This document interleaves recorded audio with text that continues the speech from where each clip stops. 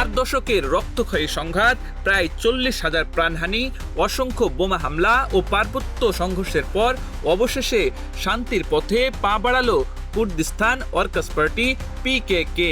তুরস্কের বিরুদ্ধে দীর্ঘ সশস্ত্র লড়াই শেষে অস্ত্র সমর্পণ করেছেন পিকেকে যোদ্ধারা। গত শুক্রবার ইরাকের ঐতিহাসিক জাসানা গুহায় এক প্রতীকী অনুষ্ঠানে AK-47 থেকে শুরু করে বিভিন্ন অস্ত্র আগুনে নিক্ষেপ করে তারা।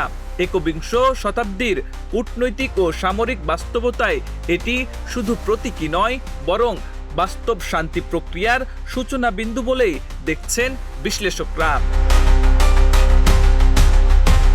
এদিকে এক বিবৃতিতে পিকেকে যোদ্ধারা নিজেদের শান্তি ও গণতান্ত্রিক সমাজ গ্রুপ পরিচয়ে জানায়, আমরা স্বেচ্ছায় আমাদের আদর্শ ও গণতান্ত্রিক সহিংসতার ভিত্তিতে অস্ত্র ধ্বংস করছি। পরে তারা গণতান্ত্রিক রাজনীতির মাধ্যমে অধিকার আদায়ের পথেই এগিয়ে যাওয়ার অঙ্গীকার করেন।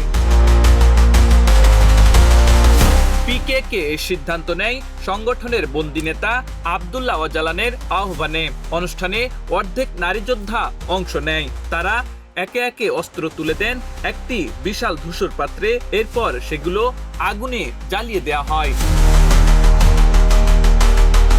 তুরস্কের স্বরাষ্ট্রমন্ত্রী আলী ইয়ারলিকায়া এক্সে বলেন, সন্ত্রাসমুক্ত তুরস্কই ভ্রাতৃত্বের বিশ্বাসের জয়। তুরস্ক, ইরাক ও কুর্দি প্রশাসনের শীর্ষ পর্যায়ের উপস্থিতি এবং গোয়েন্দা সংস্থার সক্রিয় সমন্বয় সব মিলিয়ে এটি যে শুধু প্রতীকী নয়, বরং বাস্তব শান্তি প্রক্রিয়ার গুরুত্বপূর্ণ ভিত্তি, তাতে সন্দেহ নেই। বিশ্লেষকদের মতে এটি তুরস্কের জন্য এক নতুন সূচনা হতে পারে। সেই সঙ্গে এটি তুরস্কের অর্থনীতি ও রাজনীতির ওপর থেকে দীর্ঘমেয়াদী চাপও কমাতে সহায়ক হতে পারে। আব্দুল হাকিম, প্রজন্ম 24।